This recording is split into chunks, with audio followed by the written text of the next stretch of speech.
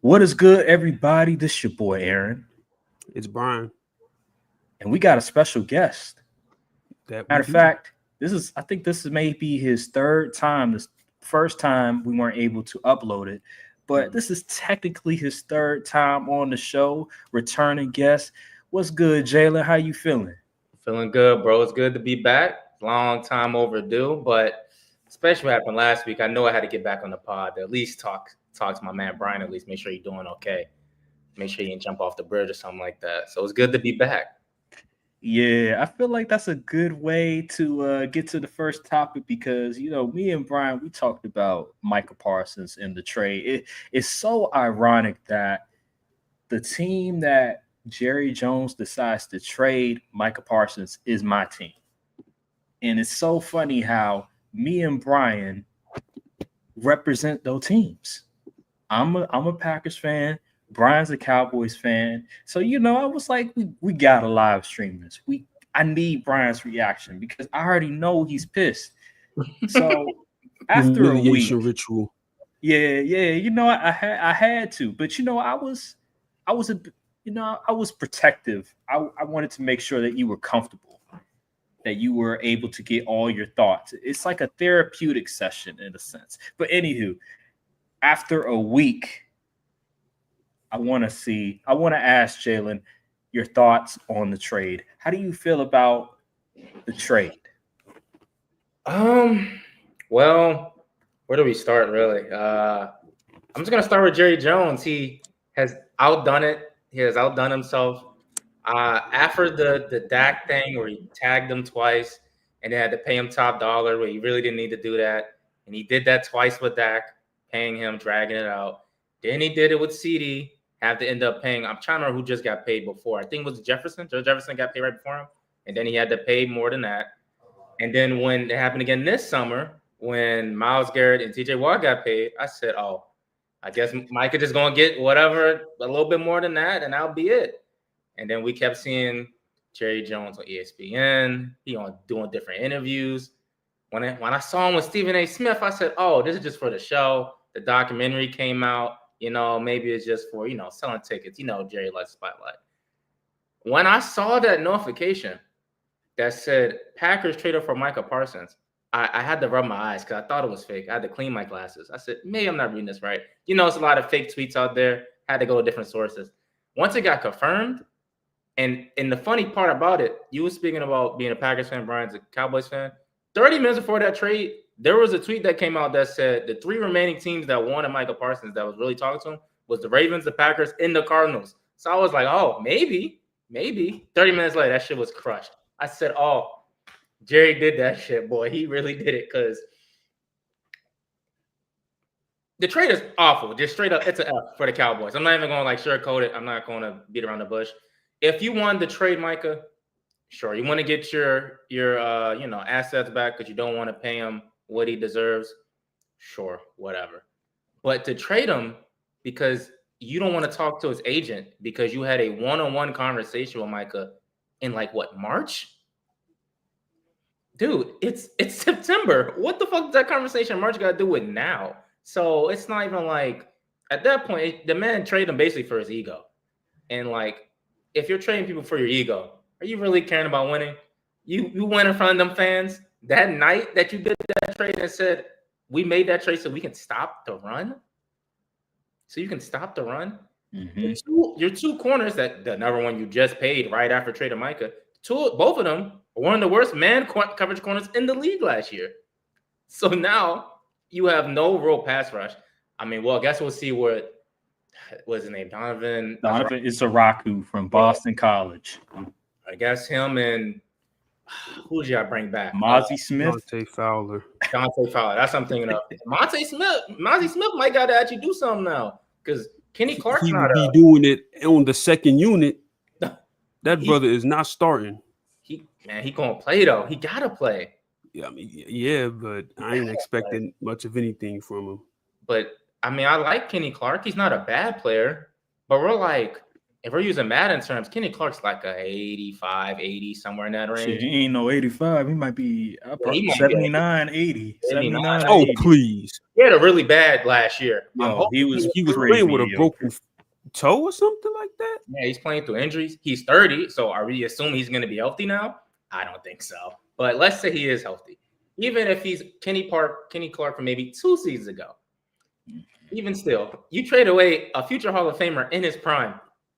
And you got back 2 first-round picks.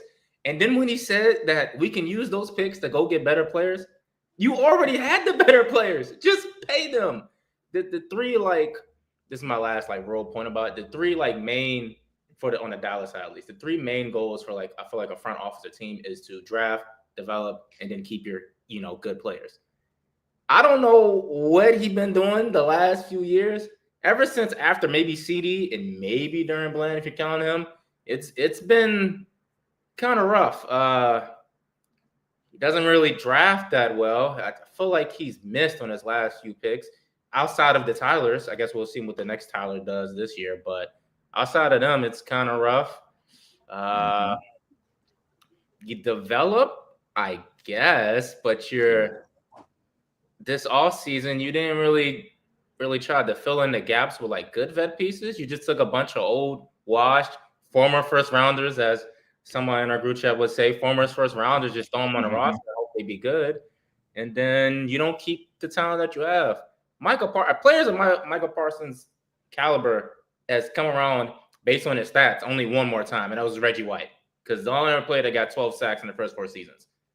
And Michael Parsons has been an all-pro caliber edge rusher since day one. And he wasn't even drafted as an edge rusher. So that's the real crazy part about it. So you really locked up into what he is, and you trade him away. So, maybe it's you ever seen that meme from like Family Guy where it's like you have a boat or you can get a box and it can be anything, even a boat? That's basically what they did. So, I mean, we're going to see. I can't even be hopeful because I think Jerry's just going to live until he's 100. And then I think he's just going to, GM the team from a hospital bed. I don't know really what the end goal here is for him. But on the Packers side, well, I think, honestly, I have them as the second best team in the conference. Now, that might sound crazy, but you got I'll go through it quickly. The other teams that's probably up there is they played the Commanders, and the Eagles played the Commanders in the NFC Championship. I like Jaden Daniels, and I like Cliff for what that is for the offense. But that defense is still god-awful, and I have to see it to believe it. That D-line is still – their best D-lineman is still Von Miller. I mean, Darren Payne, but they wasn't good defensively last year. So we'll see what they do this year. Lattimore, Hammy can fall off any second, so it is good there. And then you got the Vikings. Pretty sure they got 14 wins last year. We got to see what J.J. McCarthy's like. We got the Bears, Caleb Williams, and Ben Johnson. We'll see what that look like year one. The real competition, the Lions. They lost both of their coordinators. We'll see. Jared Goff is a good quarterback with a good coordinator. I don't know what this coordinator is going to look like now. So, honestly, the Packers should be in that top 3. People will say the Rams because they look good for the Eagles. I'm not a Rams believer. I think they suck. They just get lucky down the stretch, in my opinion. But, if you don't believe me. How much of that is NFC West bias right there? Considering we beat the shut out of them the first game, the Cardinals beat the shut out of them. And then the second game, we lost because the ball bounced off Trey McBride's head and went for interception. So we should have swept them last year, but it is what it is. So it's some, NFC West bias, and a lot of people think they're the best team. I think the real thing that people are like kind of ignoring there with the Rams thing, but people have caught on to it now. Stafford back is clearly jacked up. So I don't know if he's going to survive 17 games. Mm-hmm. I mean, it sounds good in theory to he can just take treatment for it. But until real D linemen are in you and Nick Bosa, and that Seahawks defense is a real defense, even our defense got a lot better.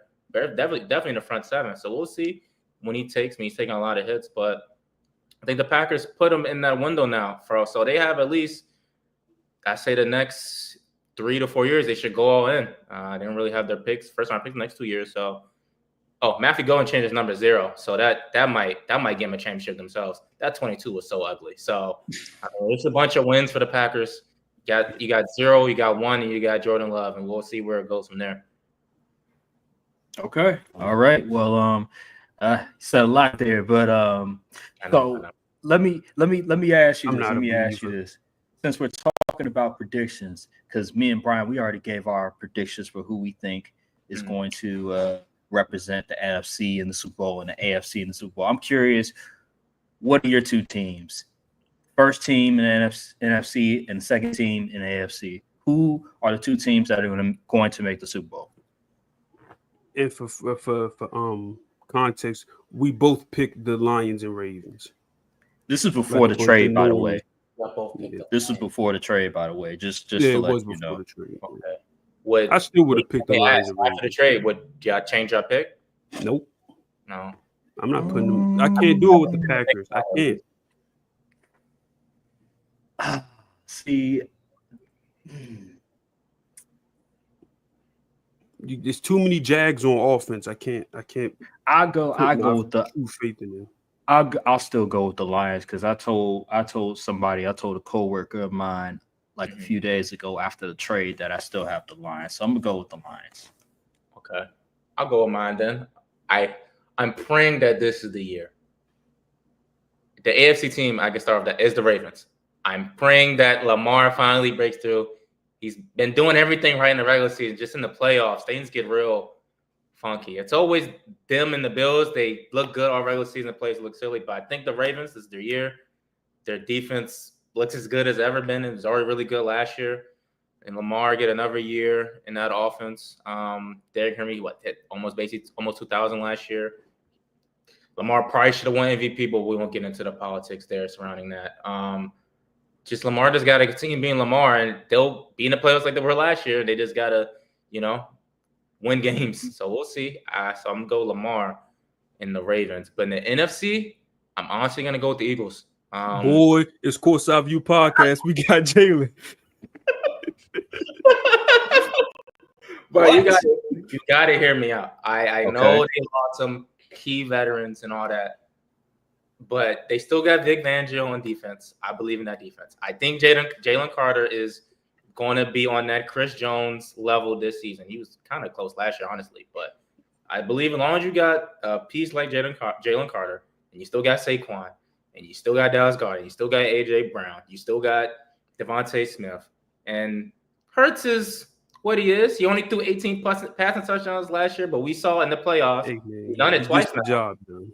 When he gets in the playoffs, he does his job. So this from top to bottom, the team is great.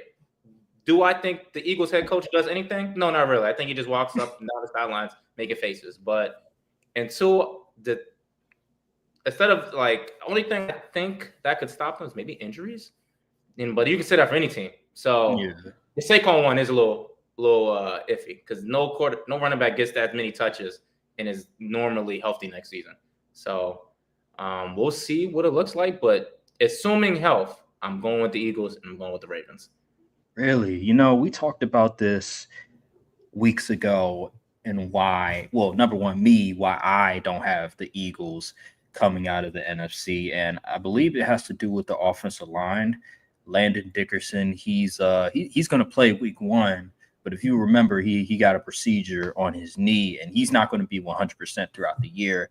And then I believe it was something else regarding the offensive line. I think maybe the interior What is it, position. Tyler Steen? Is that his name? Tyler Steen, and I think their center as well.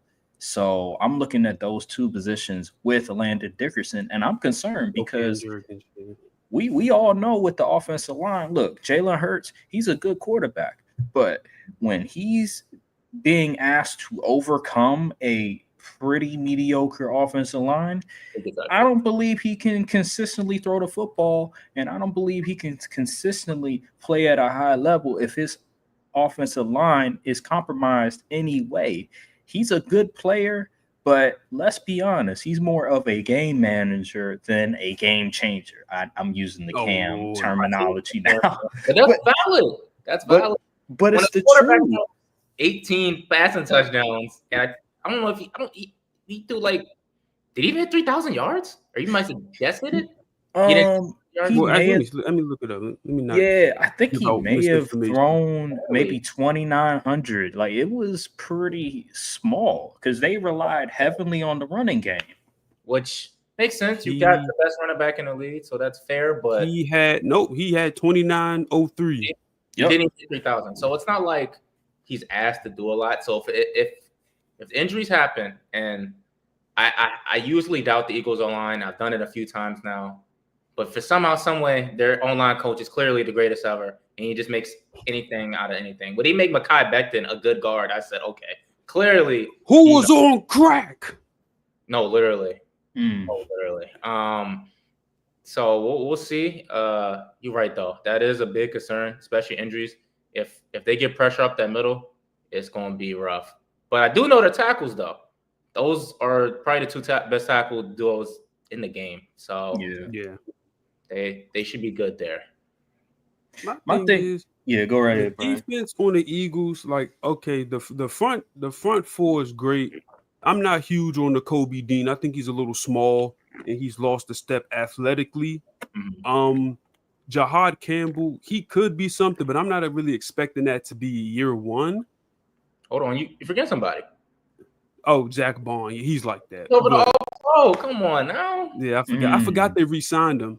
Yeah. At first, I don't know why I thought they was going to let him walk, but they re-signed him, which is good. And honestly, the secondary, it doesn't move me. You don't like Cooper DeJean? I like Cooper DeJean, Quinyon Mitchell. Yeah, Quinyon Mitchell, he gonna be tough, but Cooper DeJean, man, he got who did he lock up? Who did he lock up? I mean, he's a hybrid safety. Of course, he's not gonna be like locking up dudes. I thought he was playing corner this year. He was playing slot. Slots. He plays slot. He always gonna play slot / safety. Okay, whatever. They're gonna have to see. We gonna see Thursday. We gonna see Thursday how they perform with some real steppers across the line from them. Did he perform bad last year or something? No, they didn't. But I'm a hater. So. I mean, if the comparison is if the opponent is CeeDee Lamb, that's not really fair. CeeDee cooks everybody. So what's the comparison here? Give my man a shot. You know what? Maybe they don't need to be. They probably don't even need to be good with that front four they got. I agree. They lost Milton Williams. They still got Josh Sweat, right? Oh no, he is a Cardinal. I'll get to him. Oh, he did. So who's rushing? Who's coming off the edge? Nolan Smith and who? That's a good question. I gotta look at the depth chart. I know, but like edge pressure is a real thing. That's true. Jalen, what you do, it does get offset. In my opinion, I'm team interior pressure matters more than edge pressure. Yeah, because a QB can just step up in the pocket if the edge rush coming out. But so they got Ojamo, they got Jordan Davis, who's going to obviously interior nose tackle, and Carter is going to be the left end. So you have Carter, you have Ojamo, you have Nolan Smith, and you have they got Azeez Ojulari from the Giants and Byron Young. They're not good, but I don't know. Yeah. They might look elite with that defensive front, man. Hey, Vic Bench, he might got them boys playing. Hey, man. I can't stand the Eagles, man. I can't stand them either. Them fake-ass contracts. Man, the Rams should have took them boys out that game. I can't, man. Don't worry, though. They not repeating this year. They're not repeating. Either, but it's going to be the Lions or it's going to be the Packers. You snuck the Packers in there. Good on you. Yeah, it's going to be, we got Michael Parsons now. Listen, the Packers, y'all going to be good. I think they giving y'all a lot more than what y'all probably deserve. Because let's keep it all the way funky here. You lost help on the interior, which is while you people say, Kenny Clark's not all that, but he's better than who y'all had there. Devontae Wyatt still ain't developed to what he's really supposed to be just yet. And on the offensive end, can any of your wide receivers stay healthy? Like Jaden Reed, who without Matthew Golden would be your number one receiver, by the way, is dealing with a Jones fracture. That's true. And he's not getting no surgery. He's going to play out for the rest of the season. And we don't know when Christian Watson's definitively coming back. He's not coming back. Then now your wide receiver 3, you're relying on Dontavian Wicks or Romeo Dobbs. Sorry. If you line that up against the top end, I'm sorry, I still don't see y'all being able to go band for band with these teams. You didn't even talk about And I know, Craft. and I know the defense performed well above expectations last year. I think y'all ranked in pretty much top 10 in all the metrics, if I remember correctly, especially a run defense. Mm-hmm. Mike is not the greatest run defender. Oh, here we go. But I'm not saying he's a bad one. He's not the greatest. But I think they utilized him wrong. If you want to use Mike as a run defender, you can't just keep him on the edge all the time. People can just run right at him because he's only like 250. If you want to utilize his ability, you have to play him off ball, move him all over the line. So if y'all still have Jeff Hafley, right? Yes, Jeff Hafley. Okay, Jeff Hafley. If he can figure that out, which I think he probably should, then cool.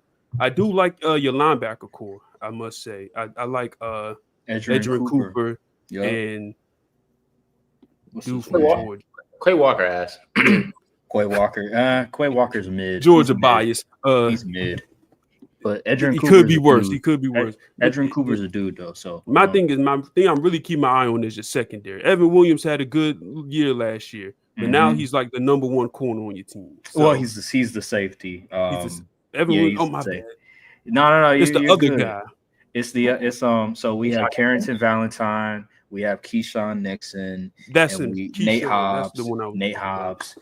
Hobbs, who we signed to free agency, and then obviously you got to remember Xavier McKinney, all Pro Bowler as well. So we got a good little safety tandem. That's gonna be that's the star of the show of the secondary is our safeties, and then the corners. Our corners weren't great last year. We didn't have great talent last year, but we were still able to be a top 10 unit. So when people say, oh, y'all corners are trash, well, we didn't have Jair for more than half of the season, and we still ended up having a top 10 defense. And to top it all off, we weren't the best team when it comes to sacking the quarterback in regards to pressures, QB pressures, because we were top 10 in sacks. But that was really because we played like two really bad teams and we took advantage. It was like the Titans and it was maybe the Colts or something. And we just dominated from the line of scrimmage. Besides that, we were pretty mediocre against the top teams with good offensive lines. So overall, I think the Packers with Micah Parsons is going to help tremendously. I think you are Devontae Wyatt. You're underselling Devontae Wyatt. And I know Lucas Van Ness has been a disappointment these past 2 years, being a first-round pick, being a top 15 pick. But let me tell you something. This dude has been hooping. He's been balling in training camp, in preseason, with some of the snaps that he's been given in preseason. We haven't seen a whole lot of him. Obviously, when you're a starter, you're not going to get a whole bunch of snaps. Watch out for Devontae Wyatt and Lucas Van Ness, especially with Micah Parsons now on the squad. What about Rashawn Gary? Rashawn Gary as well. Rashawn Gary is one of the best run defenders at his position. And now that he gets one-on-ones because of Micah Parsons, he's going to terrorize the entire offense for the opposing team because now he's not taking on the double teams anymore. It's going to be Micah Parsons. You're underselling just how massive this Micah Parsons trade is because I get it. It's the Packers. It's me. You're a Cowboys fan. You don't like the Packers. I get it. But adding arguably the top 3 best pass rusher in the league, top 2 in pass rush win rate for his position is going to he's one. I thought he was one. I thought it was Myles Garrett. It's probably him. I think Hutchinson for one point was like up there. Myles Garrett and him. Regardless, he's up there. He's one of the top 3 in pass rush win rate. You add him to this defense with ascending players on the defensive line, brother, with Jeff Hafley as the defensive coordinator. Come on. You're underselling it. Okay, so what about the offense? The offense, I like Josh Jacobs. We improved on the offensive. We improved on the offensive line significantly with the drafting of Anthony Belton. That gives us depth. We got Aaron Banks from the 49ers. Hopefully he remains healthy throughout the year. But if he doesn't, we also got Jordan Morgan, remember the first round pick, and he's had a really good camp.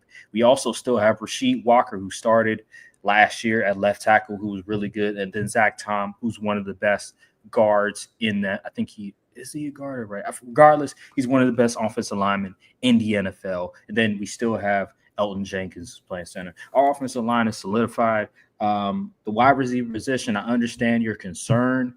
My thing is Matthew Golden addition is huge. He's going to bring a different dynamic that we haven't had since Devontae Adams, and that is a guy that is who can create separation. That is a guy that can create separation. He has elite speed. He can run the full route tree, and his hands, it's like it's made of glue. Like it's every time the football comes to him, it's like it's sticking on his hands.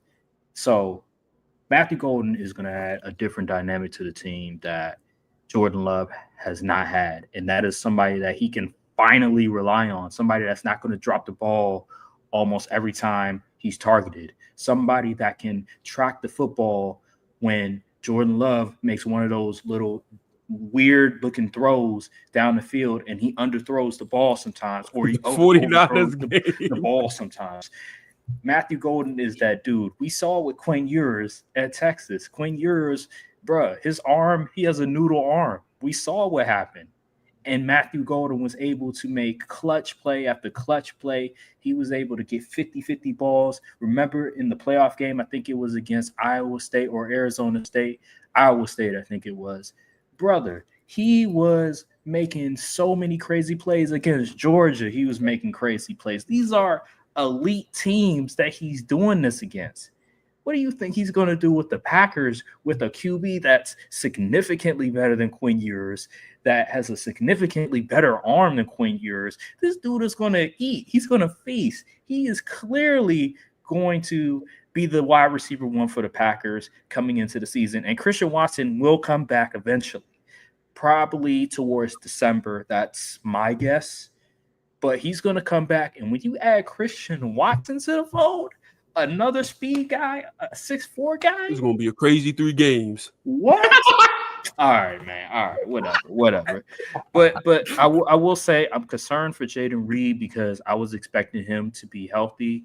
He also was one of the worst wide receivers at dropping the football. He was top 10 in drop rate.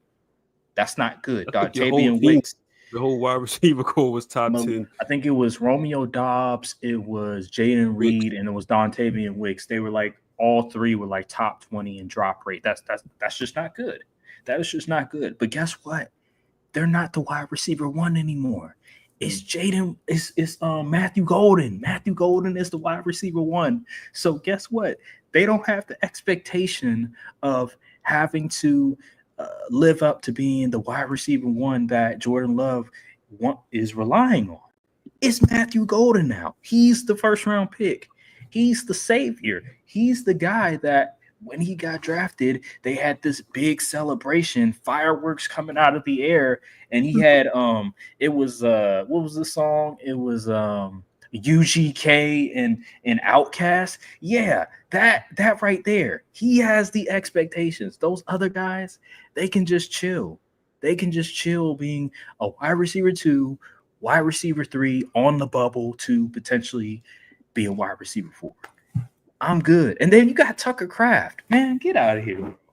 Packers are a Super Bowl contender, and they are one of the top 3 teams in the NFC by far. It should be no debate about it. And I believe that by the end of the year, when they're playing their best football, you're going to have a different tone. You're going to have a different opinion. You let him write these Disney-ass storybook endings for this team like this? Like this? I'm a Packers believer, but he said a lot of things that kind of go right there. Yeah, he said the other wide receivers, they don't matter. We got Matthew Golden. He said Matthew Golden as a rookie is gonna be what Devontae Adams left. I said, hold on. Let me clarify what I said. I'm not saying he's gonna be literally Devontae Adams. What I'm saying is that for the first time, the Packers have a wide receiver that can catch the football consistently. That is a reliable receiver that can gain separation, that can consistently win one-on-one. We haven't had that since Devontae Adams. That's what I'm saying. He ain't going to be Devontae Adams in production, but he surely will bring a level of play that we can just rely on now. We can rely on that receiver. Okay. I will say Wicks and maybe Reed. All these names blend together. But a lot of these, you have a lot of receivers in the Packers that if you look at their route running metrics and like getting open, they get open. But similar to what y'all said, they're all top 10 in drop rate. So it was low-key impressive that the Packers still had a top 10 offense last year. So I'm thinking with Matthew Golden, and y'all still have, I believe, your head coach is probably a top 5 play caller in the league. Not last year. Not last year. Yeah. Last year, he didn't have his quarterback for like the first month. No. I mean, it was like 2 or 3 games. As a play caller, he's a good coach. But as a play caller, I think he's a bit overrated. I believe last year he was very predictable. You really had to see some of them games. I'm like, why is we calling this extra stuff? You know you ain't got the facilities for this. Why? He has to, because his receivers ain't. Hold on, I'll give you an example. Why are we running a wide? What is it? An end around or something? It's like a wide receiver. You know when the receiver gets try to throw the ball. So it'll be we were in the red zone, I think it was, and we had Jaden Reed. It was like an end around. He was on the line of scrimmage, and they gave him the ball and stuff. I'm just like, yo, run the ball or throw a slant, or like, what are we doing? Why are you doing that in the red zone? He would do some stupid stuff in the red zone on third down that made absolutely no sense. You said situationally he wasn't. Here's the thing, right? He comes from that Cal Shanahan family of play calling where they'll do some goofy shit, I'll admit. But if you look at the numbers at the end of the year, very similar to the 49ers, they still finished top 10. They still finished top 5. No matter what you think. There is some crazy-ass plays that will stick out in memory. That's how a lot of people feel about Jordan Love. If you look at his metrics, he was a top 10 QB last year. But if you ask people about Jordan Love, they think he's like Zach Wilson out there just throwing anything. But that's really not what he is on a down-to-down basis. His real bad plays, they stick out a lot. So, I can agree with some of the stuff you said about the Packers and why they're going to be Super Bowl champions.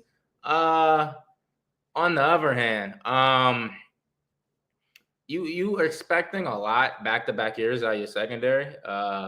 Maybe your defense coordinator just likes that, and he can make these guys look good again. But them names on paper, this is not one of them defenses that look real good on paper, secondary-wise.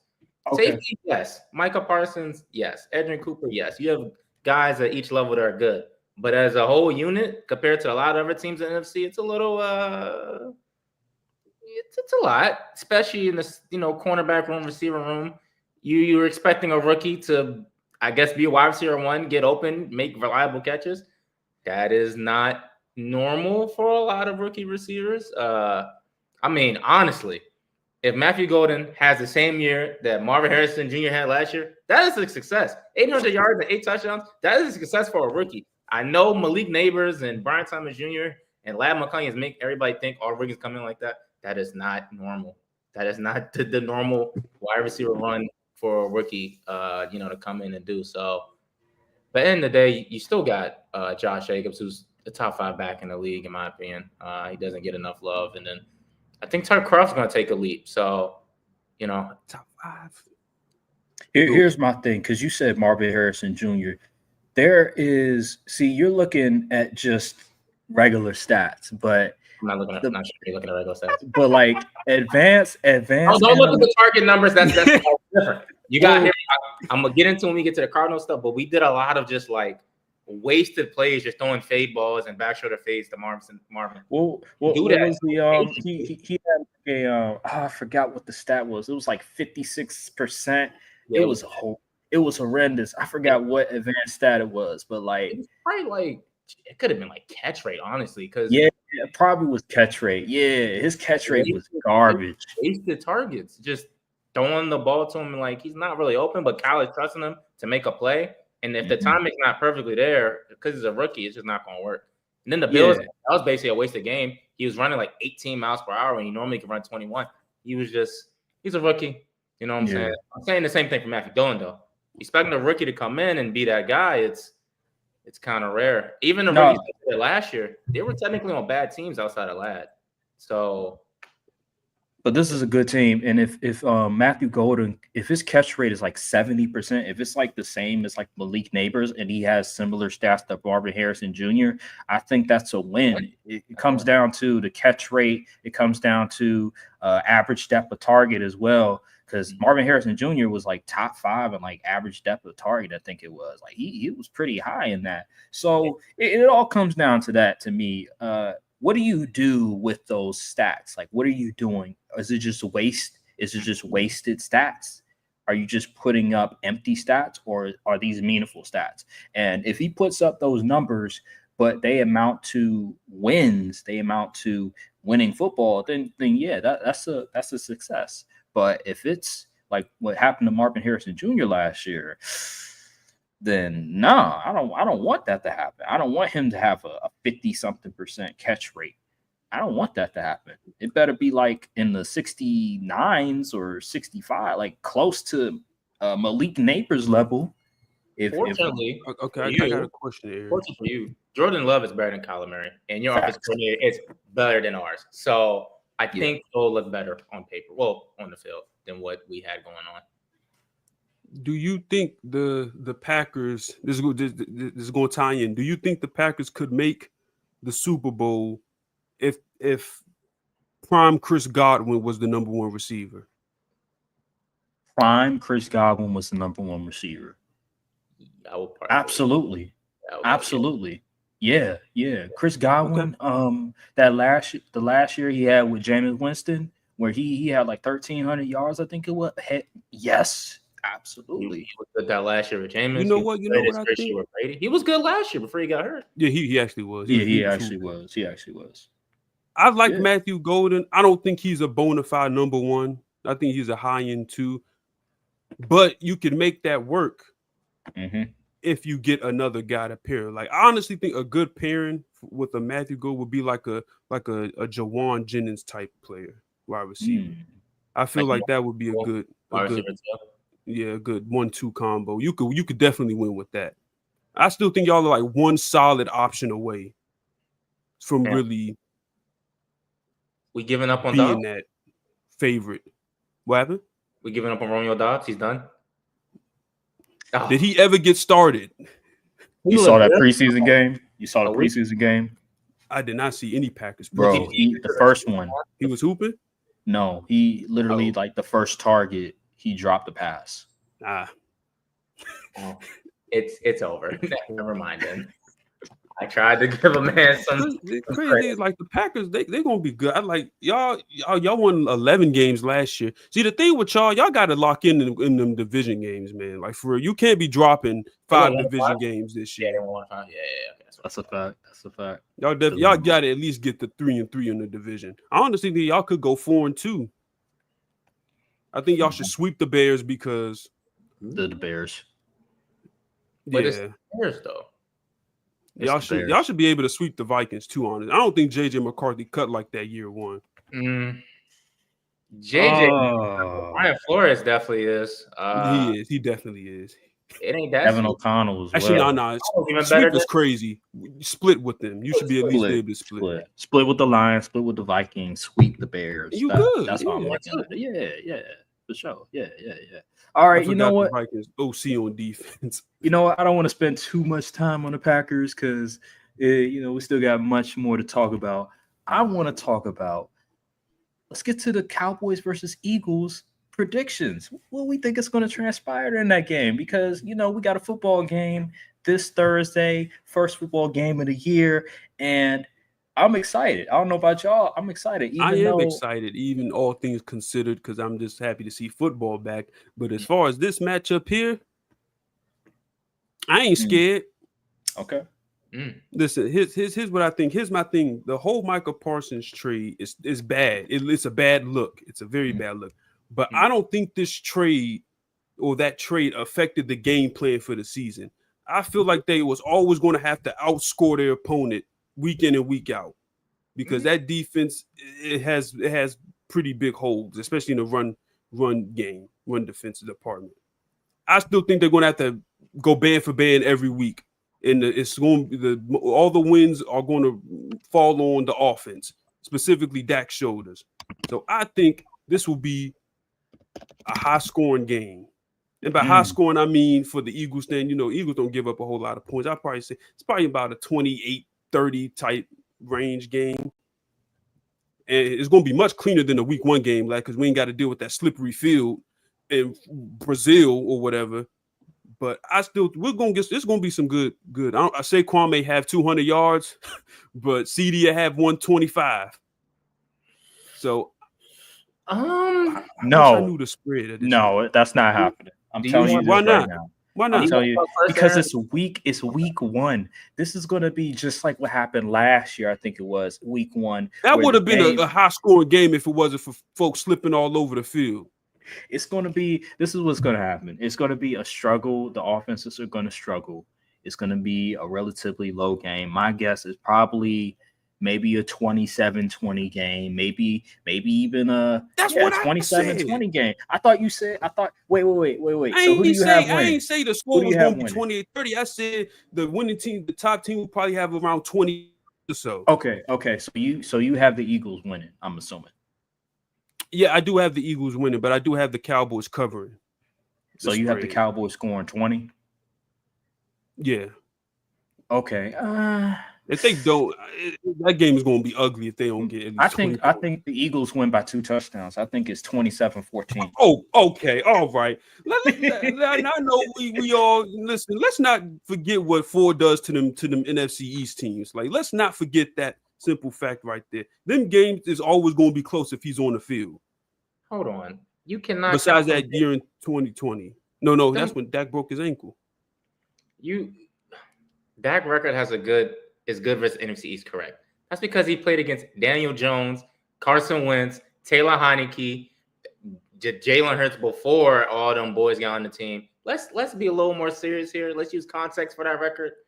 But you got to play who you line up against. I mean, hey, you can't do nothing about that. Thursday, you line up Thursday. Yeah, for sure. We will see.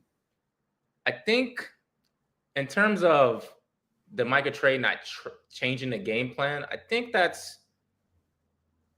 you're underselling a little bit because I'm pretty sure you saw the stat when Micah Parsons on the field. Oh, yeah, 30 versus 1. I'm already hit.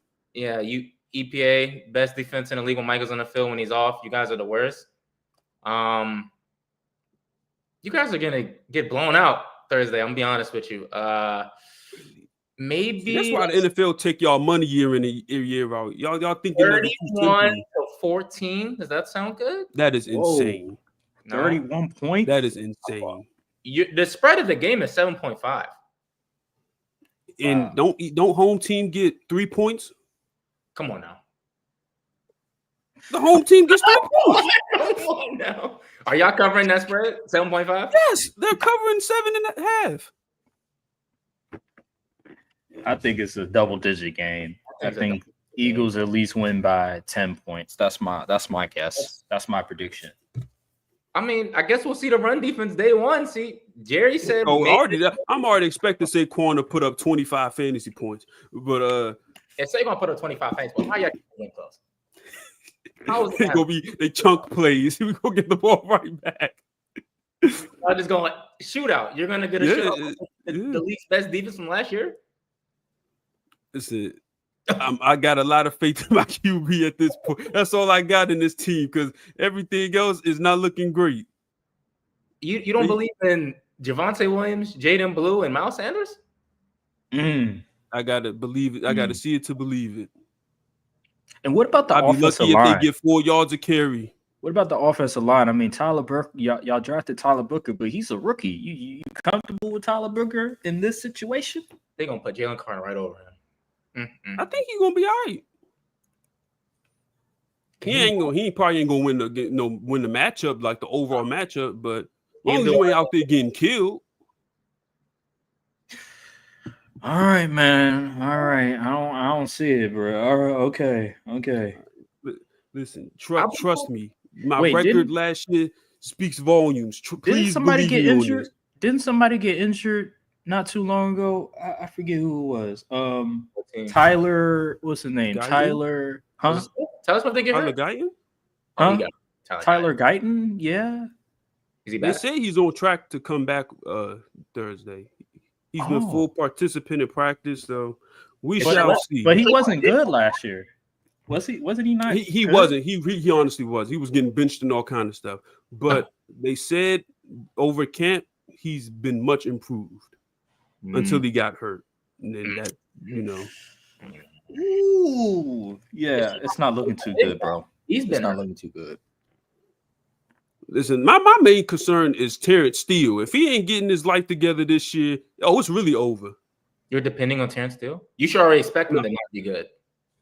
The thing is, he was good before he tore his ACL. But then last year he came back off the tornadoes. He was god awful at times. I was wait. So you got Tyler Booker, who's a rookie. Tyler Guyton's coming off of an injury who wasn't good last year. And then you have Terrence Steele, who's coming off of ACL, who wasn't good last year. You have 3 offensive linemen that are potentially going to start for you. And there's question marks about them. Question marks about their ability. And they're going up against the best team in football. How are you so confident? How are you so confident?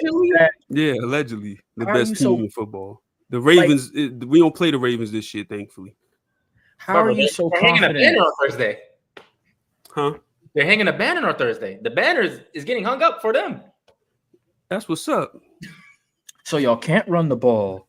You have you have 3 offensive linemen that are questionable, and you're going up against the Super Bowl champion from a year ago, and you're going to be on the road. It's not looking good. It's not looking good, bro. I don't know what to tell you. But hey, when you got 4 and 88, though, you got a chance. Oh my! You got a chance to lose. That's what's going to happen. Hey, my team got wide receiver 1. I'm expecting a loss. Just make it let it be respectable. Don't go out like no punks.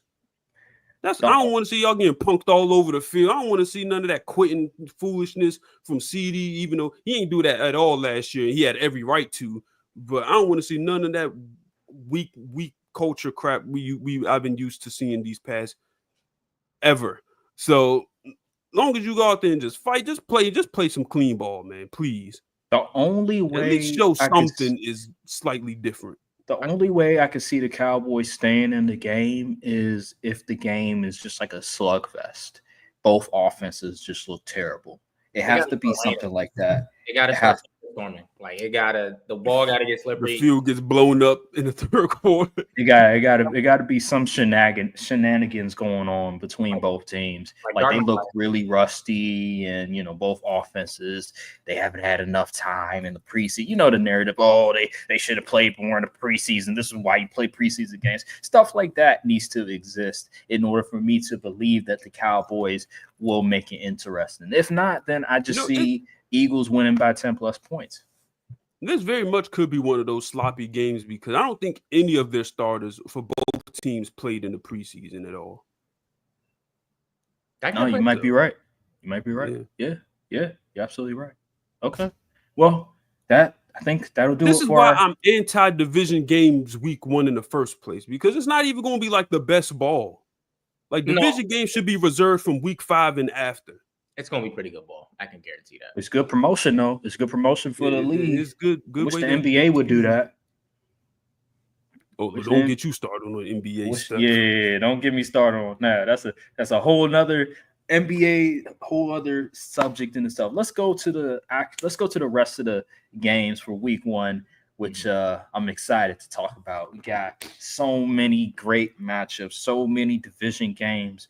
We got the first one, which is Friday, is the Chiefs versus Chargers. I'm wondering who you guys have winning. I'm going to go with the Chiefs. Let me see.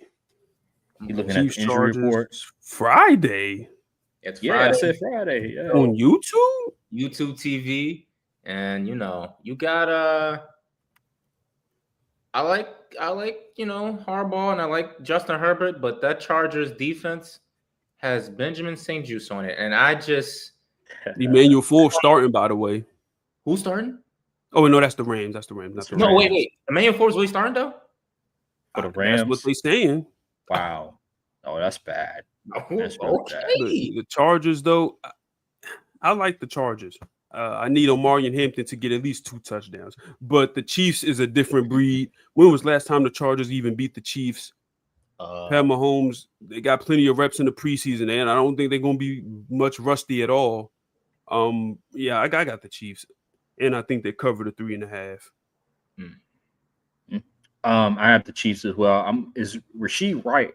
Rasheed Rice. He out of there. He's out of there. Okay, but they still got that dude Jalen Royals, who's gotten a lot of first team reps, who I've heard has been pretty good. So I believe the Chiefs will be just fine. I think that Patrick Mahomes is Patrick Mahomes, Andy Reid is Andy Reid.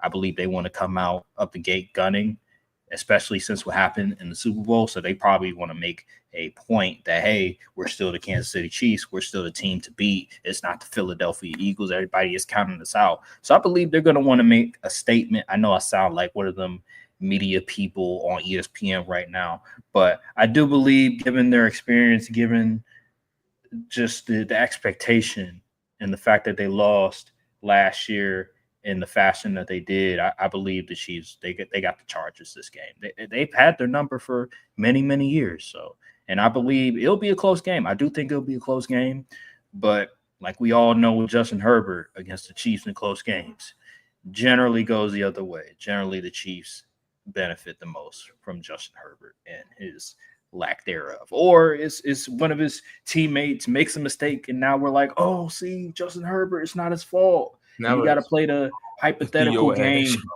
It's never his fault, bro. It's never his fault. So, it's going to be one of those games where it's like, oh, if Justin Herbert had a better receiver, if Rashawn Slater was healthy, he would have done this. So that's how I'm looking at it. Let's go to the next game. We got Tampa. We got the Buccaneers versus the Falcons. This is another interesting game, man.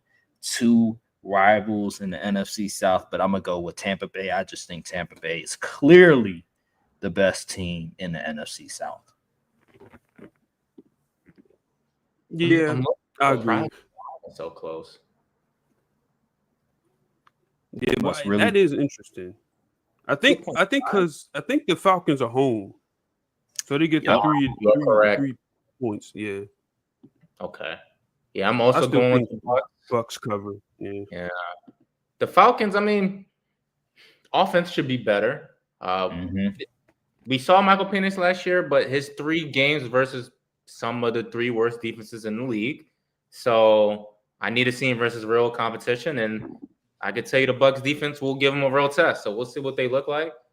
Baker's still going. I feel like he's still going to beat Baker. He's had a new offensive coordinator every year since like 2019 now. So, hey man, I think they're going to keep clicking there. They're going to cover the spread easily, probably.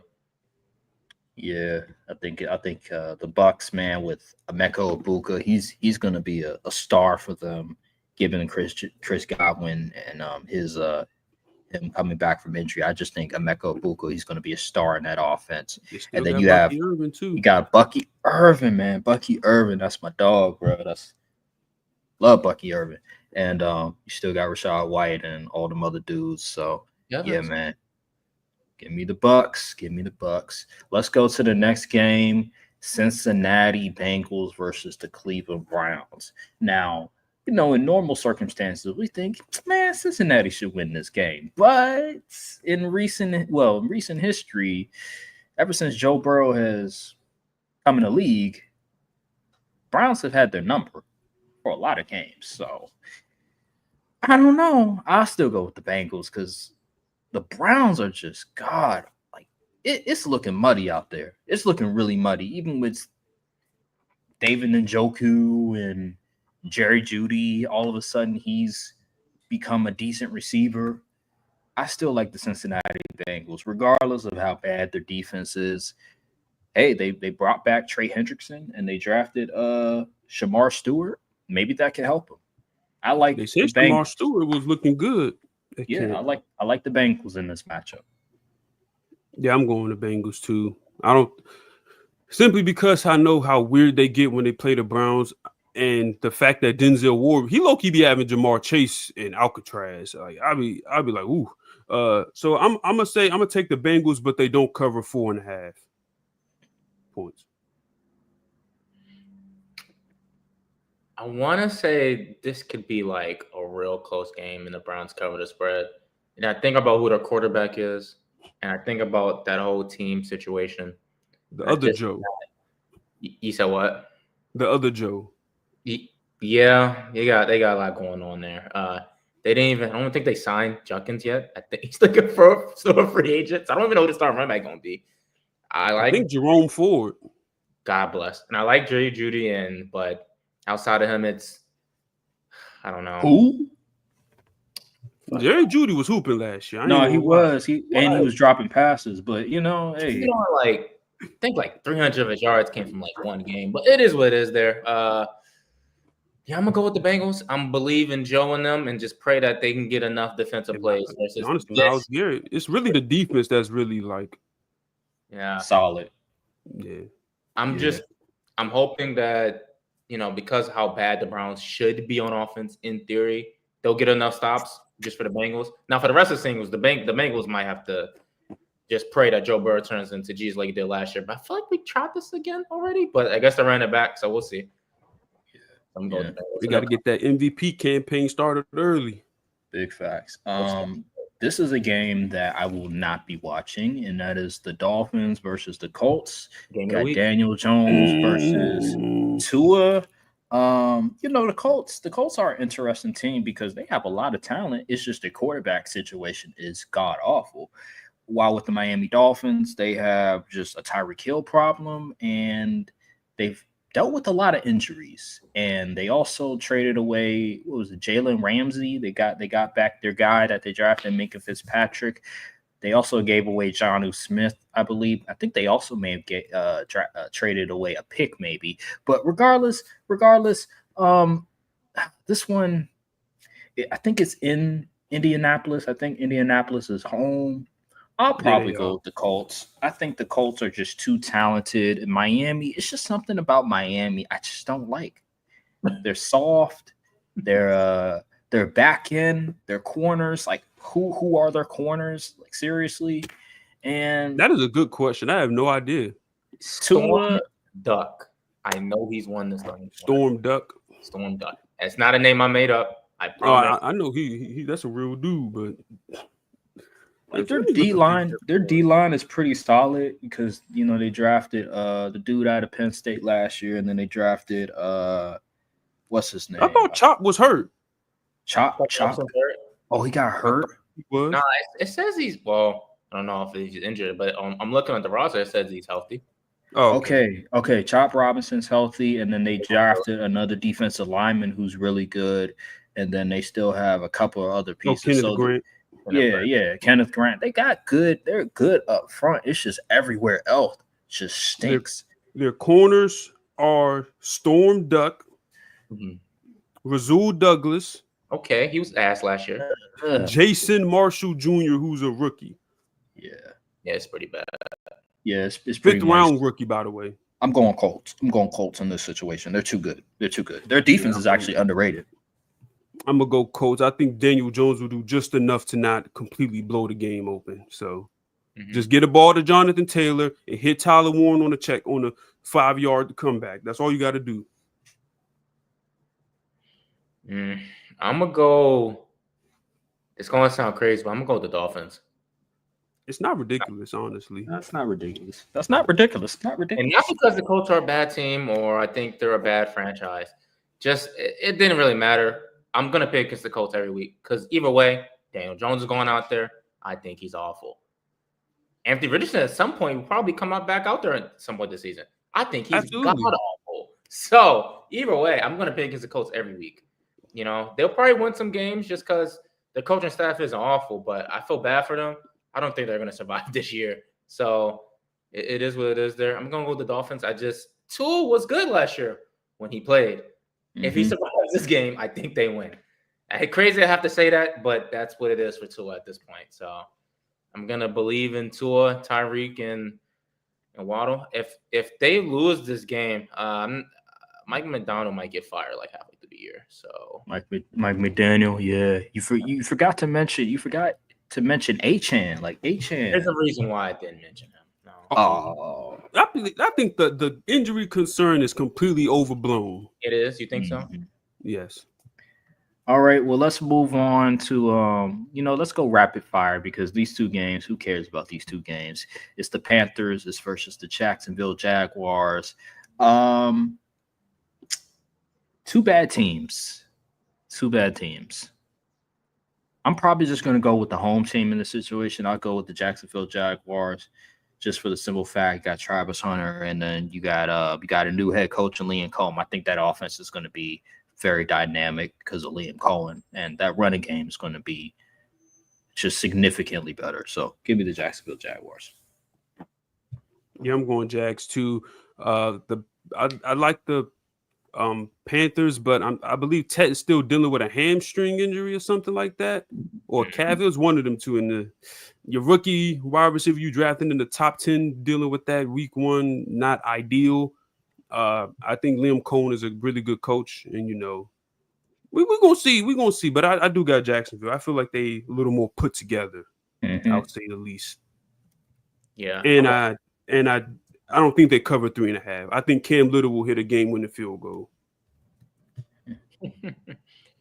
I'm gonna definitely go with the Jags. Also, I think what's the spread? Is it 3.5? Yeah, I think they covered that. Honestly, just because I believe in the Jags D line, specifically Trayvon Walker and Josh Allen Hines. Yeah. Yeah. Josh Hines Allen. Yeah. Hines Allen. Yeah, I believe in them too more than I believe in that Panthers defense, who really just has two good players, and Eric Brown and JC, and I believe there's more players just overall in the Jags. Now, I'll admit I'm not sure where Travis Hunter will be on the defensive part. I know he'll be a starting receiver. They said he was running with the second unit on defense. Okay, so expect most offensive work. Yeah, he can probably come in as the third DB. That's not bad. If assuming it's going to be Travis Hunter and Brian Thomas Jr., and assuming Trevor Lawrence isn't the new Carson Wentz, big assumptions here. I believe in Liam Cohen and this scheme, so I'm going to go with the Jags. Yeah, I think Liam Cohen is going to rely more heavily on the run game, so I think he's going to limit the amount of pass attempts that Trevor Lawrence is going to be throwing. I think Trevor Lawrence, he'll probably get around maybe 30, but I don't expect, around maybe 28, close to 30. I don't think he's going to be throwing the ball a whole lot, even though he has Brian Thomas Jr. and Travis Hunter. So that's just how I look at it. But anywho, let's go on to the next game. Let's go Raiders versus Patriots. This game right here, wow. I'm wilding if I say I got the Pats. You said what? What'd you say? Am I wilding if I say I got the Pats? No, they're the home team in this situation. But I think say what you want about Geno Smith. You can say he's not the greatest. I got a lot of negative to say. But I was looking at some. I was looking at some stats regarding Geno Smith, advanced stats, numbers that I was like, you know what? He's not as bad as I thought as a thrower of the football. And then you add Ashton Genty to the table.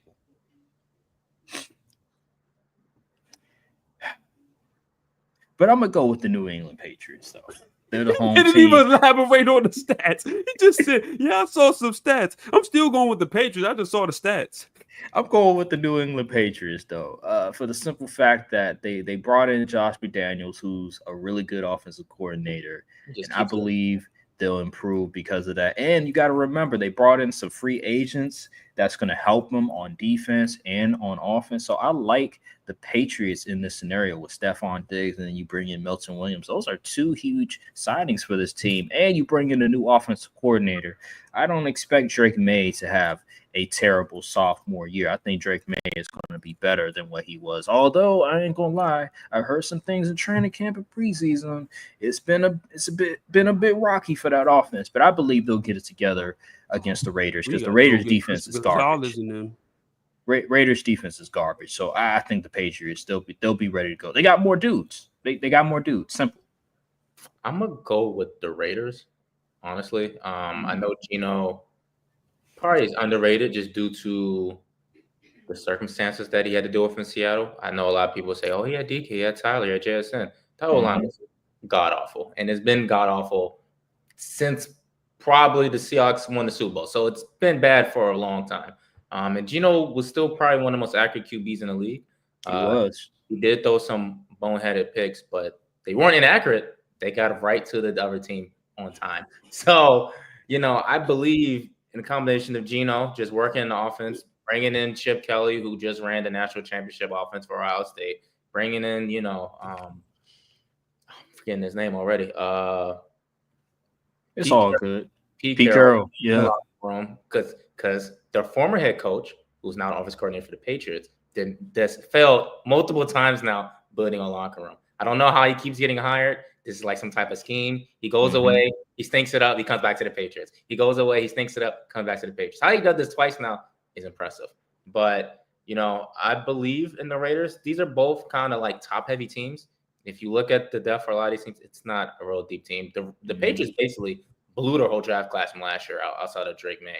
God awful. They already cut, I think, the receiver Baker. The other one from Washington don't play. So he hurt. He hurt. See, he hurt. Is he out for the year?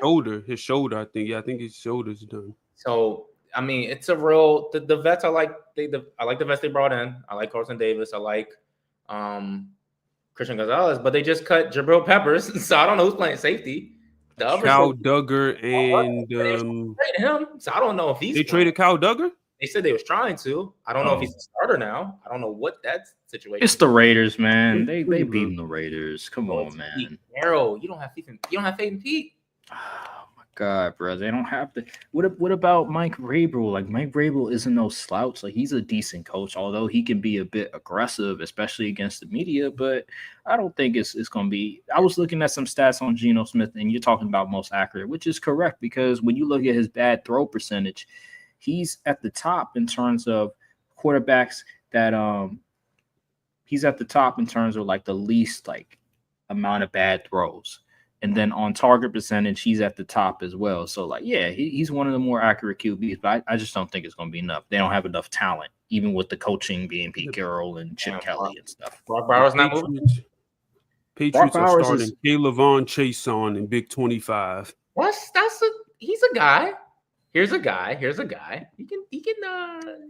I just think the Patriots have more dudes, not a significantly amount more dudes, but I just think a good amount to where I believe it'll prevail, and then they have a decent head coach. That's just where I'm at. Let's move on to the Cardinals versus the Saints. Dang, I didn't even get my. I thought you said Patriots. You said, "Am I crazy if to pick the Patriots?" But that wasn't a definitive answer. See, I could have had y'all. Hey, y'all argument could have swayed my mind. We got so many. I'm still going teams. Patriots. Okay, all right. Okay, cool. And they covering. Okay, all right. Let's go to the Cardinals versus the Saints. This is an easy one for me. I'm going Cardinals. I don't even think we need to spend much time on this. What's the spread? If it's 6.5, but if we lose Spencer Rattler, it's just season's over already. So I'm gonna go with the Cardinals. I'm gonna go with the Cardinals. Cover that spread easily. What you got, Brian? Oh, I said whatever the spread for the Cardinals is, double it. Okay. All right. Okay. Let's go to Steelers versus Jets. I have the Steelers. Oh, this is about to be a real toilet bowl right here. It is going to be a toilet bowl, but I'm going with the Steelers in this one.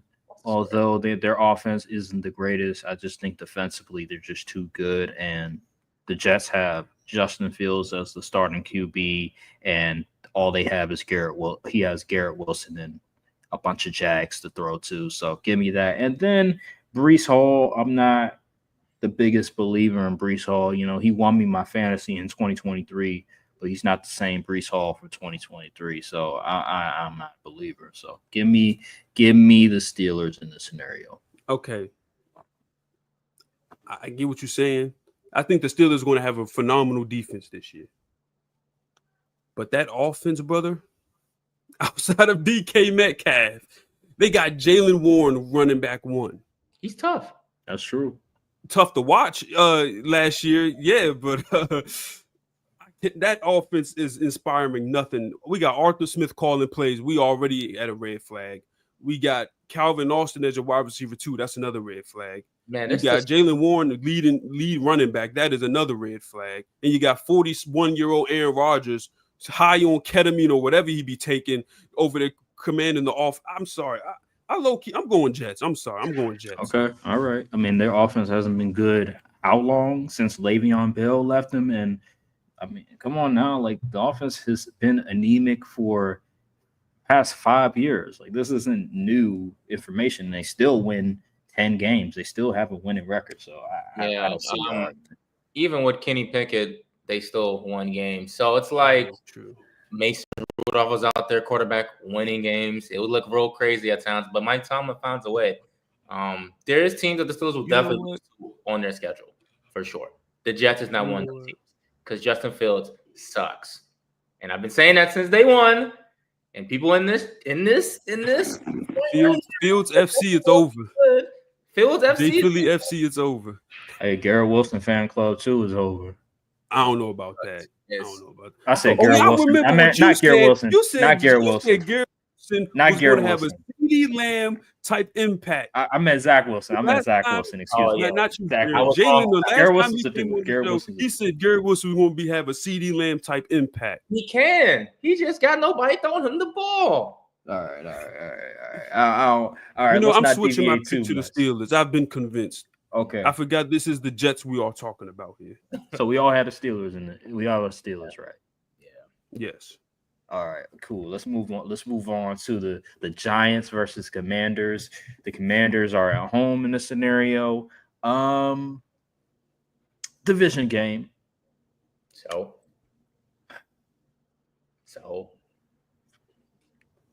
I'm going Commanders. Like, come on. Listen.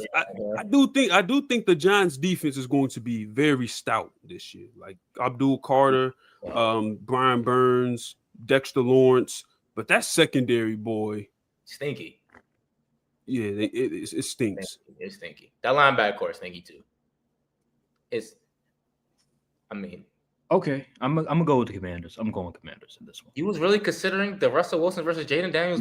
You gotta understand, this is week 1. The Commanders defense some cut though. I ain't gonna lie. It's week 1. Anything can happen. Week 1. We've seen crazy things happen in week 1, but I'm gonna just go with the Commanders in this. Commanders win. Daniels. They don't cover. Okay, all right. What's the spread? 6.5. Yeah, I can see that too. I have faith in the Commanders going to win this game because all their old vets is going to be full of energy. By week about 8-10, I want to see what these vets look like, but I think the Commanders win week 1 pretty easily. Terry going to come in there fresh off his contract. He might get a touchdown or two, you know what I'm saying? And you get Debo's going to get like his handoff, his fake little running back, carries and all that. And Jaden's going to, it's going to be a fun little game. The Commander fans going to say they're going to the Super Bowl, and then reality will hit them at some point, but I had the Commanders for this one. The Bill Merritt fantasy investor is going to be sick when he gets 1 carry in the fourth quarter. Yeah, he's like 3rd on the depth chart, I think. Fourth on the depth chart right now. 4th on the depth chart. Now, let's move on to the Tennessee Titans and the Denver Broncos. I'm going the Broncos easily. It's going to be at home. Give me Broncos going away. Yeah. Give me the Broncos. Yeah. I feel bad for Cam Ward. This might be the worst team for a rookie to start out against. That defense is going to be even better than last year once they really get the dude from Texas they drafted, that corner. Is it Jahdae Barron? Yeah. Going to get unchy. So I forgot the Broncos drafted him. So that defense is going to be nasty, and that Titan defense is still bad. So Bo Nix might not be elite quarterback, but in Sean Payton's hands, he might as well be Drew Brees on this Sunday. So it's going to look a little unchy. I'm gonna go if Cam Ward doesn't throw 2 picks this game, I'm counting it as a win. That is a win. He should take that. That is a win. That is a win. Yeah. Let's move on to San Francisco 49ers versus Seattle Seahawks. All right. I have a few things. See, me and Brian, we weren't the highest on Seattle, although they won 9 games last year. But I will say that the 49ers are dealing with a lot of question marks, per se. especially that one reporter guy that Great Cole. Y'all be sending in the group chat. It's in Seattle, bro. I'm gonna go with Seattle, bro. I'm gonna go with Seattle. Sam I think Darnold against his old team. I'm gonna go with Seattle. I think this is a game where the 49ers, their health, their lack of health, their lack of depth catches up to them. Damn, in week for one? week one. For week one. Catches up to for week one. The fact that their running backs can consistently gets hurt all the time. Isaac Guerrero. Wish that evil on me. Christian McCaffrey. I think Christian McCaffrey will be fine. But it's just something about the 49ers. There's just this, I don't know, something hovering around them, this bad luck. And I just think right now, week one, they're going to start off really slow. And I believe Seattle at home, they got this in the bag. So give me Seattle. I'm gonna go with the 49ers, but let me explain why. Just, they got back Saleh, brought him back from the hell that he was in New York. Now he's back on a at least respectable football team again. And the last time he was really coaching a defense, he was led him to one of the best defenses in the league consistently. That defensive talent-wise is still a little but I've been hearing this in a podcast a lot. I've been listening to it. Don't overthink the 49ers. They still have 6 All-Pros. Let's not overthink it. They still got Trent Williams. They still got George Kittle. They still got Nick Bosa. They still got Fred Warner. It's, outside of that, Christian McCaffrey, healthy, of course. Still a very good team. So now I don't think Seattle's going to be a bad team. I think for week one, I think the 49ers going to have this just because Kyle Shanahan's still there. Sauce coming back. I don't know what this Seattle offense is going to look like. I can't predict it. I think they're going to be run heavy. That's what I've been seeing as of late. They're going to be more reliant on the run. That's why you've been hearing Zach Charbonnet a lot more because they're going to be utilizing the run game a lot more. We'll see. We'll see. I know they drafted one O-lineman. I guess that's going to cure the all offensive line for Seattle. I'm not sure how that's going to work, but we'll see. I'm a Kenneth Walker investor, so I hope it's true. I really hope it's true, but I got to see it to believe it because, boy, if that O-line bad and it comes a situation where they got to pass and there's Sam Darnold out there throwing a Cooper Kupp and JSN, it can get a little crazy. So I'm going to go 49ers, though. I just believe talent-wise, they're still top-heavy for at least week one. By week 8, once again, Christian McCaffrey, Trent Williams, all them boys could all be hurt. They might be doing fullback dives with Kyle Juszczyk and stuff. We'll see what they got going on then. But week one, I'm going with 49ers. Okay. Oh, man. What you got? Week one in Seattle. Sam Darnold at the helm. Against a vulnerable 49ers team like we haven't seen in quite some time. Ricky Pearsall expected to be the lead wide receiver until Ayuk's return. Jawan Jennings magically healed, running full speed at practice. I guess they heard that money wasn't coming. They said, all right, let me just show up to work. Lock it in. This really is a real toss-up. You know what? I'm going Seattle. Okay. I'm going Seattle. I think that defense can make a couple plays. You still got Tariq Woolen. You still got Witherspoon. Byron Murphy is like that at the interior. Okay. I think it really just takes one mistake. You know, this is one of these. This is my coined phrase. This is one of those whoever makes the 3 biggest plays first wins type games. Yeah. Okay. Makes sense. Let's go. All right. This is where the big games, big matchups. Packers versus Lions. Oh my. Okay.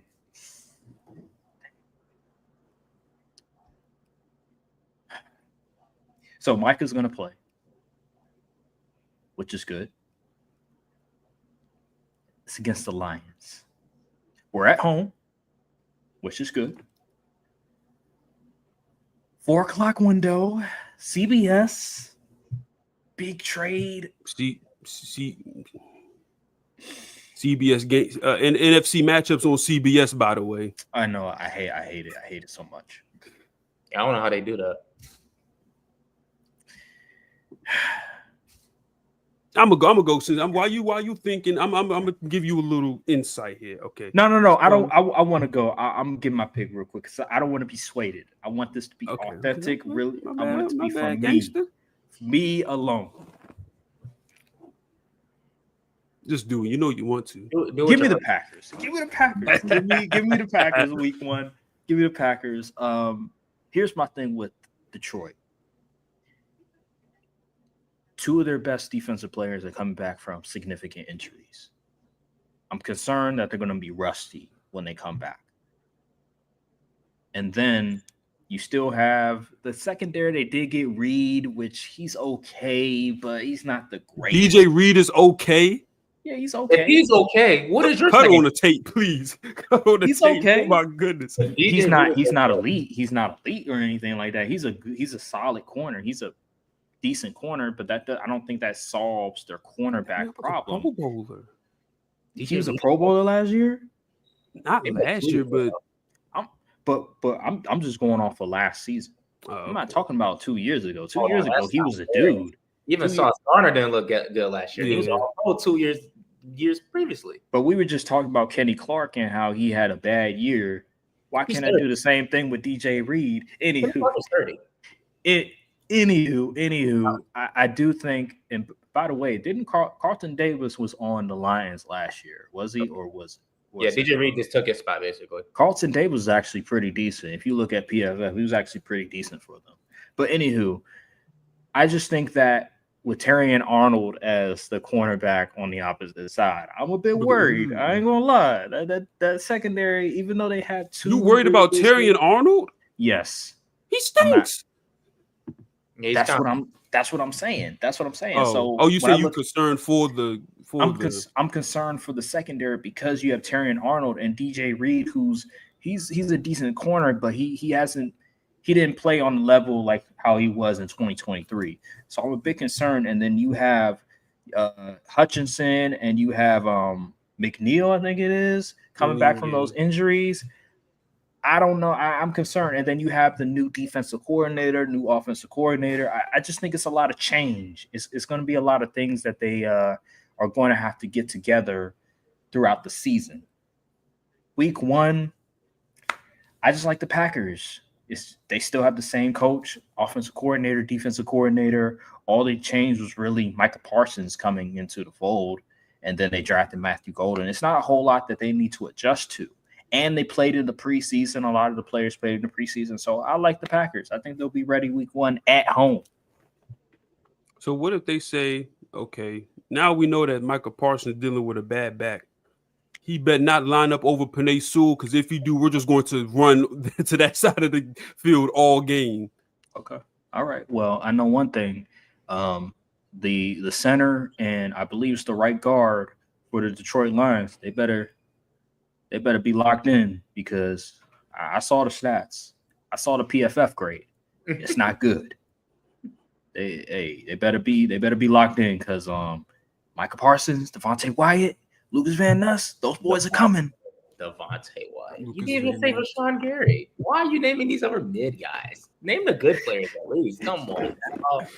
But I'm trying to buy that Lucas Van Ness brick. We ain't buying that crap. Okay. All right. Okay. Who do you guys have winning?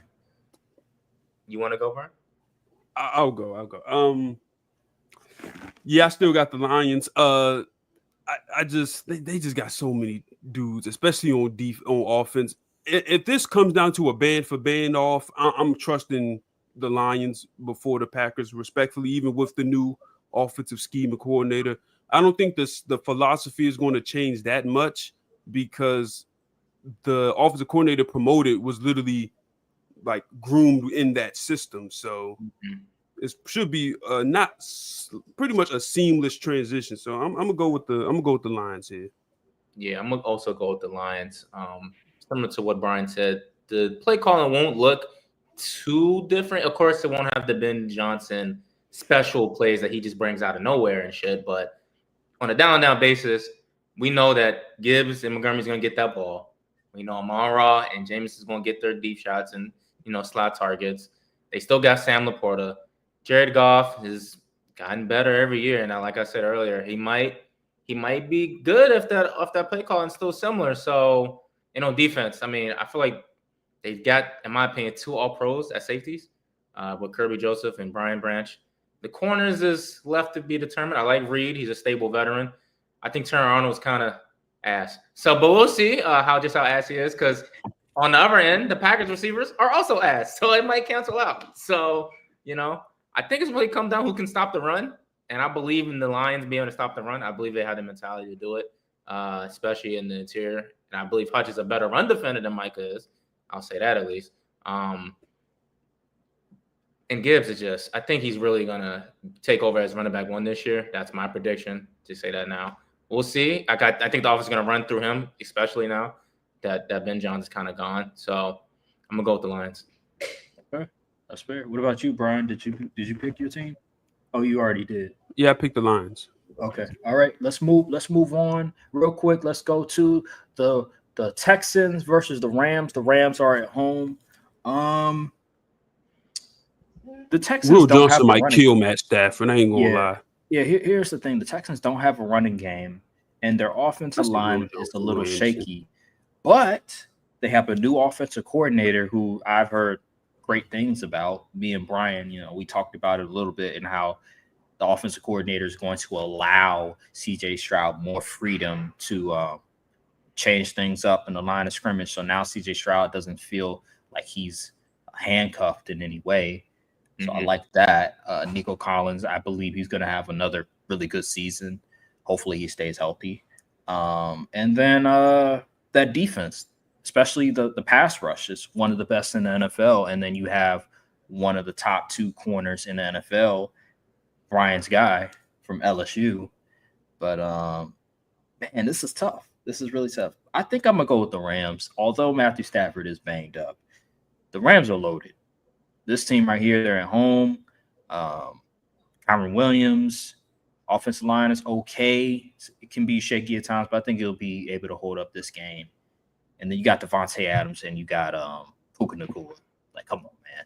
And then that defense, that front 4 on that defense for the Rams is ridiculous. It's nasty. But the back end is kind of ass. I ain't going to lie. But yeah, give me the Rams. Give me the Rams in this scenario. Give me the better more talented team in this scenario. I'm gonna go with the Texans just because I believe Will Anderson and Daniel Hunter are gonna pick Stafford up and throw him into the stands. So I believe now I've seen it firsthand that Sean McVay can make a lot of things work. I know for a fact when the O-line is bad, things fall apart for the offense. I do not believe in that Rams O-line, and nor do I believe Stafford's going to really be able to navigate the pressure. He was kind of bad under pressure last year, really bad, honestly, and I don't think it's going to change this Sunday, without a doubt, versus that D-line. They was terrorizing quarterbacks all last year. I don't think that's going to change. I think they'll probably be even better because Will Anderson will take another step. And then Derek Stingley's probably, depending on who you ask, he's either the best corner or the second best corner in the league. I know a lot of people like Surtain. So I'm going to go with the Texans. Even their second corner, is it Kamari Lassiter? Kamari Lassiter, yeah. He's really good also. Of course, Puka and Devontae, they're the one of the ones, but I don't even think Stafford's going to really have the time to even throw him the ball. So unless they're going to throw 50 slants and bubble screens, which is possible. I've seen Sean McVay do that before. But I don't think this is the Texans defense with DeMeco Ryans coaching that's going to be able to do that. And CJ Stroud, I think he's still a good quarterback. I'm just scared about the O-line. I'm less concerned about the play calling. That Texans O-line on paper, it might be even worse than it was last year. And I swear they was like bottom 3 last year. So it could be a battle of bad O-lines versus bad O-lines. If it comes down to that, I'm going with the best defense, and that's the Texans. So I'm going with the Texans. I'll say this, though, real quick. I do think this is going to be an ugly game. I think both offenses are going to struggle a lot. Again, this is week 1. I believe it's going to be an ugly game. And you mentioned, I'm going to go with Brian's whole philosophy. The team that makes the 3 biggest plays are going to win this game, for sure. Yeah, I'm gonna go with the Texans simply because I think they have the better. I think it's gonna be a defensive struggle. I honestly wouldn't be surprised if no team scored more than 18 points. Uh, I just think it's just, like I said, bad O line versus bleh O line. It's just the Texans defense. They got from all three levels of the defense is like really good. So it's going to be hard for them to the Rams to really put consistent drives together. I'm not a big fan of Kyron Williams in 2025. He a lot of wear and tear, a lot of carries. Not the, but he runs the ball effectively though. He's not that athletic from a speed aspect, but he gets it done on the ground. But Matt Stafford's back. That absolutely a problem. They're gonna shoot him up with some horse tranquilizer or whatever and throw him out there. But and the Texans just got too many dogs. They was talking about Matthew Stafford's really dead for real. He's not really alive, right? Yeah. They got the body double out there. Yeah, man. All right. Yeah, Texans. All right. Got the 8:00 game. This is huge. This game right here, we already know. The amount of narratives being pushed between these two teams. Ravens versus Bills. The Bills are at home in this scenario. I'm going to go with the Ravens. I just think the Ravens are arguably the best team overall, top to bottom, if you want to look at the roster. And I believe Lamar Jackson is the better quarterback in this scenario. I know he lost to Josh Allen in the playoffs, but you got to remember in the regular season, Lamar Jackson ran through the Bills in that first matchup. So I think the same thing could happen again, not necessarily where they dominate the Bills from start to finish, but I do believe even on the road, the Ravens, as long as it's not the Chiefs, I believe they got a shot, and I believe they'll beat the Bills in this game. Their team is just too loaded, man. Like if you look at from top to bottom, offense, defense. I don't think there's another team outside of maybe you can go to the Eagles that can compare to the Ravens from a talent perspective. So give me the Ravens. Yeah. Oh, there we go. Yeah, I agree with the assessment. I think just the Ravens is just outright the better team, better QB, better wide receiving core, better running back core, better D line, better second. They literally beat them in all aspects of the game. And if the Ravens somehow lose this, it's going to be a bit of a surprise, but it's not completely out of. I mean, Josh Allen is freaking phenomenal, as we've seen, especially in that we saw in the playoff game what happened. And you can blame Mark Andrews if you want, still won, but yeah, I'm going Ravens. Yeah, the Ravens are infamously a regular season team. This is a regular season game that Lamar and the Ravens can make a statement. They've done this previous years. I believe they will win pretty. I don't know if it's going to be a blowout, but I don't think it's going to be a game that's going to be close at the end, if that makes sense. I think they win by what? Surprisingly, the Bills are favorite. Now, I'm assuming that's because the Bills are the home team. That's probably why they're favorite. But outside of that, it's like I said, top to bottom, the Ravens should be one of the best teams in the league. I fully expect them to get. Let me not aim too high because 15 wins is kind of high. They have the ability to do that, but that's kind of high. Between 13 to 15 wins, I'm hoping that's what the Ravens get. I don't see why they can't honestly sweep their division. So, I understand in the AFC North, though, so anything's possible. But the Ravens should definitely walk into this game, have a game plan ready to avenge what happened to them in the playoffs and just win and start the season off right. Now, if they lose, God, good Lord, I won't be able to escape the Josh Allen's better than Lamar takes forever at that point. So it is what it is. I pray Lamar wins. He got to avenge what happened to him in the MVP vote. How do you become all-pro first team and don't get MVP? I don't know, but Lamar got to avenge it starting Sunday. All right, let's move on. We got the last game, Monday night game, Minnesota versus Chicago. Chicago's going to be at home. We got Caleb Williams versus J.J. McCarthy. This is an interesting game. Vikings are favored on the road, which is no surprise because the Vikings, they were a playoff team last year. They won 14 games, so yeah.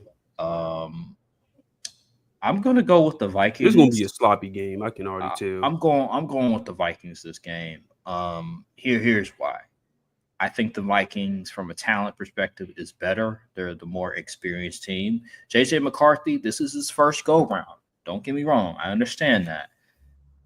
But when I look at Kevin O'Connell, he's done it before. He's won many games. Ben Johnson, this is his first game as a head coach. There's a lot of expectations. And it's Monday Night Football. All the attention is going to go towards the Bears and what's going on with them.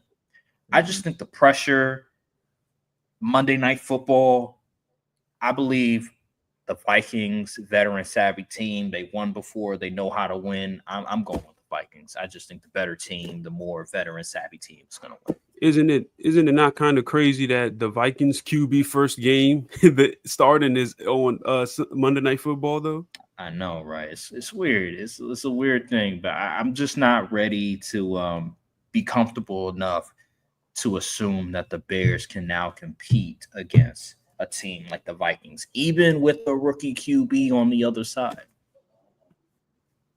I think I'm gonna go with the Vikings too. Simply because I think they're the more one, they have more continuity outside of Q position. Pretty much everyone returned. They even added some guys, so which is just making them better. They added Jonathan Allen and they added Jordan Mason. Yeah, they added John Allen, Jordan Mason, and they added Javon Hargrave. So that unit is going to be pretty good. So I'm gonna go with. I still think Caleb still has a ways to go, and him learning that Ben Johnson offense, which is notoriously complicated according to the players. So I'm gonna go with the Vikings. I think it'll be a low scoring game though. I'm gonna also go with the Vikings. I don't know if it's gonna be low scoring. I think both teams are capable of putting points on the board just because of the talent on both sides of the team. But even when I'm from hearing from camp or what I see in the preseason games, I'm not sure if Caleb is ready all the way yet. He does this thing where he kind of holds the ball on for too long and try to make something out of nothing. And that works at USC, but he kind of has to get out of his game and just take the easy reads that's there. I'm hoping Ben Johnson, he's kind of known for cooking up easy reads like that. Now, will Caleb take those easy reads and hit it on timing? We will find out Monday night, but I don't believe he will do it. On the other hand, JJ McCarthy, that's really all he did at Michigan. So I think, it's going to be drawn up very well for him. He just got to hit the throws. He did it at Michigan. I don't think he's going to be asked to do anything crazy. He's going to be like, you see that guy, Justin Jefferson, the all-pro, just give him the ball. Just hand it off to the running back's still Aaron Jones, right? Yeah, Aaron Jones or Jordan Mason. Those two guys can run the football pretty well. You just got to get us like 14-21, and the defense will take care of the rest because, like you said, that defense is still going to be crazy, especially in the D-line. They didn't really even use Dallas Turner like that last year. That was a first-round pick last year. If he really gets up to speed. That's because Andrew Van Ginkel was going crazy. And he's also still there. It's a crazy defense. Now, the secondary is a little suspect. Yeah, outside of Byron Murphy. Yeah. Ready to take advantage of that? We'll see. I'm going with the Vikings, though. That's just a real good team. They literally was one win away, and they were literally could have been the first seed last year. So until I see – JJ McCarthy has to be god-awful. I haven't seen Kevin O'Connell do that. He even made Joshua Dobbs look good for a game. So I'm going with the Vikings for this one. Oh, yeah, and by the way, you mentioned Jonathan Allen. They also got the other Jonathan from Houston, Jonathan Greenyard. So they did. Yeah, and Greenyard, he had 12.5 sacks last year. So Dallas Turner, he's second on the depth chart. He is behind Andrew Van Ginkel and Jonathan Greenyard. Think about that. That is insane depth. Yeah. So good luck, Caleb.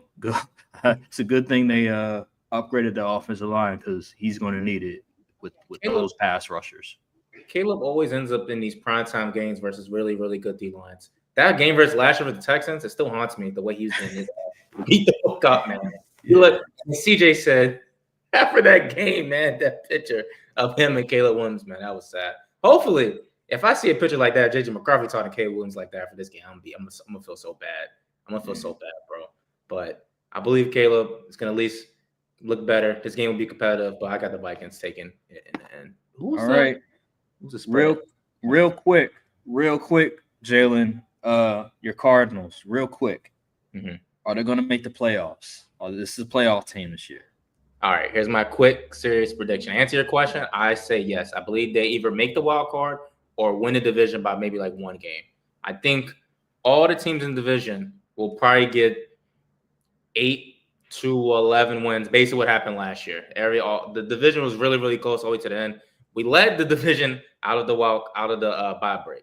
We had 6 wins out of the bye week break. We played Seattle, lost to Seattle. Then we played the Vikings. We lost to them last drive. Sam Darnold walked down. And then we lost against Seattle. All 3 of those games were close, all close losses. And just like that, we went from first in division to third in a blink of an eye. So now at this point, our defense was really bad last year. We brought in Josh Sweat. We brought back Calais Campbell, who was 38, but was really good last year. Brought in another D Walter Nolan. Yeah, Walter Nolan. He's going to be hurt, though. He's going to be here for the first 4 weeks, but he'll come back. Our first round pick from last year, he basically missed the whole season. He's back. Darius Robinson. We drafted Will Johnson. Garrett Williams is an underrated slot. He's probably one of the best slots in the league. Budda Baker is still Budda Baker. Jalen Thompson, another safety. We drafted another safety last year. I say all to say the defense will be way better. I just know for a fact. Also, we have one of the hardest schedules in the league last year. We played the AFC North, and we also played – what was the AFC division we played? I want to say we played – Was it the West? You are correct. I want to say we played the Chargers. No, we didn't play the Broncos. We didn't play the Raiders. We played the NFC North. I know that for a fact. We played the AFC North. We didn't play the Browns.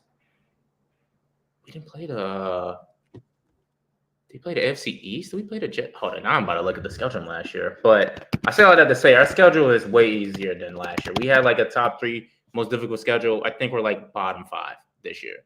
Mm-hmm. I'm just hoping another year in the offense. Trey McBride's already one of the best times in the league. Marvin don't got to be crazy. He just got to hit 1,000 yards. He already hit 8 touchdowns last year. Let's do that again. Instead of 50% of the targets connecting, let's connect on 60 to 65. I will take that. Still going to run the ball. Trey Benson, the running back you're talking about Florida State, he should take another step. James Conner has been one of the best backs in the league since he got to Arizona. I have faith that we make the wild card. And then we immediately get our ass whooped by whoever we play against. But I believe we make it to the playoffs. And that, as a Cardinals fan, is really all I can ask. I have not seen us win Cardinals have not won a playoff game in 10 years. Last time we won a playoff game was against my team.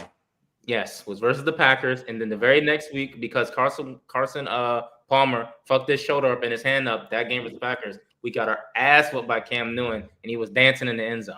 So I'm praying. This is the year that we actually have a serious team.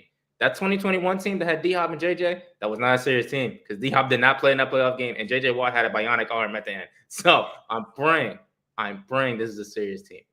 You guys hear my plea. I'm praying. Yes, we are a playoff team. On paper, at least. All right, you heard it first. I think that'll do it. I like it. Yeah, man. I think that'll do it on this episode of the Courtside. I'm putting down my next paycheck on the Cardinals making the playoffs. If I'm end up on the street, it's your fault. Man, put your whole house on it. We doing it. If Kyler get hurt, though, that's not my fault no more. Okay. All right, guys. Well, appreciate everybody watching. Appreciate it again, Jalen, for coming on the show. Yeah, so we'll end it on that note. Thank you guys for watching. Make sure to like, subscribe, comment down below, hit the notification bell, follow the socials, and we'll see you guys in the next episode. Thank you guys for watching. Peace. Salute. All right.